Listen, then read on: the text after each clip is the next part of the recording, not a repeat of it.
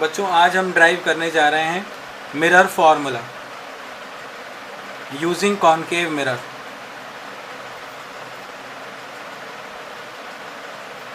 ये मैंने एक कॉनकेव मिरर बनाया। ये मेरा principal axis, pole, focus, centre of curvature. Object place करी मैंने बियॉन्ड सेंटर ऑफ कर्वेचर। इस टाइप के डेरिवेशंस में डायग्राम की बहुत इम्पोर्टेंस होता है। तो एक ऑब्जेक्ट रे जो मैंने पास कराई वो पास कराई सीधे पोल पर इंसिडेंट। जितने एंगल पर इंसिडेंट हुई है उतने ही एंगल पर रिफ्लेक्ट हो जाएगी।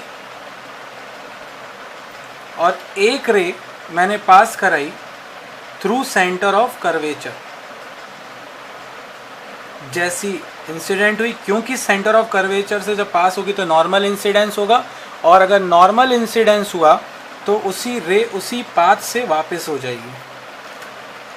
इस पॉइंट पर इंटरसेक्शन हुआ दोनों रिफ्लेक्टेड रेस का, तो इस पॉइंट पर मेरी ऑब्जेक्ट की इमेज फॉर्म हो जाएगी।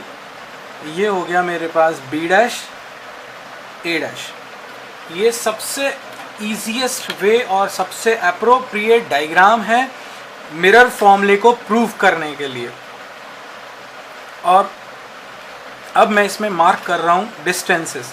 सो इमेज की डिस्टेंस पोल के साथ, तो ये डिस्टेंस हो जाएगी मेरे पास इमेज डिस्टेंस। ऑब्जेक्ट की डिस्टेंस फ्रॉम पोल, ये डिस्टेंस हो जाएगी मेरे पास ऑब्जेक्ट डिस्टेंस। फोकस और पोल के बीच की डिस्टेंस हो जाएगी मेरी फोकल लेंथ। और सेंटर ऑफ कर्वेचर से लेके पोल तक की डिस्टेंस हो जाएगी मेरी रेडियस ऑफ कर्वेचर। सो मैंने इस तरह से सारी डिस्टेंसेस अपने डायग्राम में प्लॉट कर ली। नाउ इस डेरिवेशन को करने के लिए हमको दो ट्राइंगल्स लेने होते हैं पेयर में, और उसमें फिर हम दो साइड्स को उस ट्राइंगल में हम दो ट्राइंगल्स एंगल्स सेम बताते हैं। जैसे फॉर एग्जांपल सबसे पहला जो ट्राइंगल मैं ले रहा हूँ वो ये दोनों ट्राइंगल है। इन triangle A C B and triangle A dash C B dash. अब इस ट्राइंगल में अगर देखो तो ये दोनों एंगल्स इजीली दिख रहा है, वर्टिकली अपोजिट हैं, सेम है। तो angle B C A is equals to angle A dash C B dash, vertically opposite. और अगर हम देखें तो ये दोनों एंगल्स राइट एंगल्स हैं 90 degree. So angle B A C is equals to angle B dash A dash C. जो भी हम एंगल लेते हैं वो हमेशा सेंटर में आना चाहिए। जैसे एंगल ए था तो ए सेंटर में था, ए डैश था तो ए डैश सेंटर में था। Equals right angle triangle, right angle 90 degree. Now अगर ये दोनों एंगल सेम हैं then triangle A C B and triangle A dash C B dash are similar triangles. और अगर ये सिमिलर ट्राइंगल हैं तो इनकी साइड का रेशियो, ना A dash B dash divided by A B is equal to C A dash divided by C A. ना इस डेरिवेशन में गलती क्या हो जाती है बच्चों, अगर हम इस साइड ए डैश बी डैश ले रहे हैं, इस ट्राइंगल की एक साइड अगर हम ऊपर ले रहे हैं तो दूसरी साइड जब हम रेशियो लिखेंगे तो जो अदर साइड होगी इसी ट्राइंगल की वो न्यूमरेटर में लिखना। अगर इसको तुमने डिनोमिनेटर में लिख दिया तो फिर डेरिवेशन गलत हो जाता है। तो ये हमारी हो गई इक्वेशन नंबर 1। ना अब हम फिर से दो ट्राइंगल्स ढूंढने हैं हमको, उनको सिमिलर प्रूफ करना है इसमें। तो ये दोनों ट्राइंगल अगर आप देखो बी पी ए, इसमें ऑब्जेक्ट आ रहा है, और एक triangle A dash T B dash, इस ट्राइंगल में ये दोनों ट्राइंगल में ये दोनों एंगल सेम हो जाएंगे और ये दोनों एंगल्स राइट एंगल बन जाएंगे। तो ये दोनों ट्राइंगल्स भी हम कैसे प्रूव कर सकते हैं, सिमिलर प्रूव कर सकते हैं। तो इसीलिए अब मैंने जो अगली स्टेप उठाई है वो उठाई है इन triangle B P A and triangle B dash P A dash, इन ट्राइंगल्स में angle B P A is equal to angle B dash P A dash, I is equals to R, angle of incidence, angle of reflection, law of reflection के law of reflection के according ये दोनों equal हो जाएंगे। अब now angle B A P is equal to angle B dash A dash P. क्यों हो जाएंगे इक्वल? क्योंकि ये 90 डिग्री है। अगर ये दोनों एंगल्स सेम हैं तो फिर मेरे ये दो triangle B A P, I think it is clear, visible है, और B dash A dash P, ये दोनों ट्राइंगल्स जो हैं सिमिलर हो जाएंगे। So triangle B P A and triangle B dash P A dash are similar.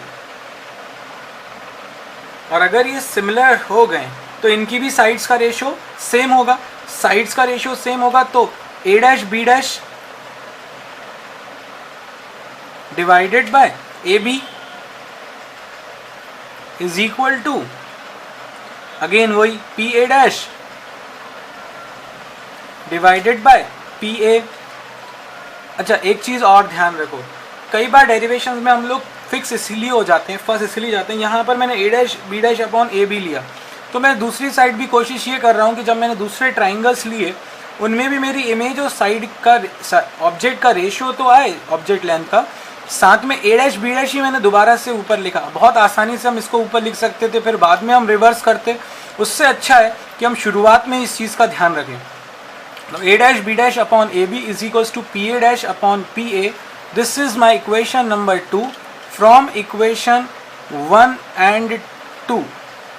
अगर इन दोनों इक्वेशनों को देखूं तो A dash B dash upon A B, A dash B dash upon A B, इन दोनों को आसानी से इक्वेट करता हूं। जैसे ही मैं इक्वेट करूंगा जो इक्वेशन मेरे पास आने वाली है वो आएगी C A dash upon C A is equals to P A dash upon P A. Now अब हम अगली स्टेप जो हमारी होगी वो ये होगा कि हमारे पास जितनी भी डिस्टेंसेज है, object distance u, image distance v, radius of curvature, focal length, हमको इन सब को हमारी नोन डिस्टेंसेस के टर्म्स में लिखना है। तो सी ए डैश, अब अगर this is equation 3, C A dash को अगर अपन देखें तो सी ए डैश बेसिकली कोई डायरेक्ट डिस्टेंस तो नहीं है, बट इसको सी ए डैश को मैं लिख सकता हूँ P C minus P A dash, P C minus P A dash. Okay, and what is P C? PC is equals to R, radius of curvature, basically minus of R because रे के opposite जाकर major करना होगा, और PA dash image distance है, so PA dash is equals to minus of V।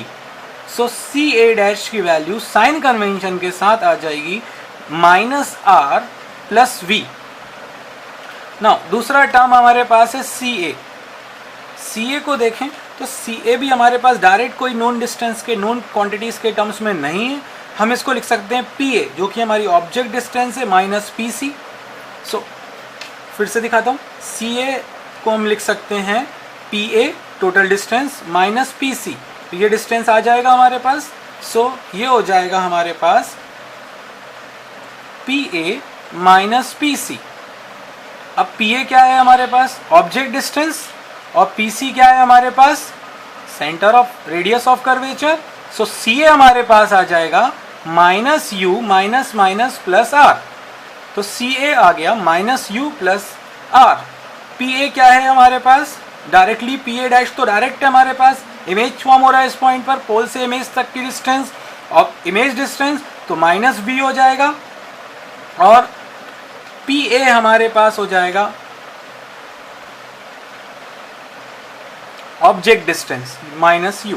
तो अगर मैं इक्वेशन फ्रॉम इक्वेशन 3 इक्वेशन 3 में अगर मैं ये सारी वैल्यूज रख दूं, C A dash, P A dash, C A, P A, तो देखते हैं क्या बनती है। C A dash minus R plus V divided by C A minus U plus R is equal to P A dash minus V P A minus you.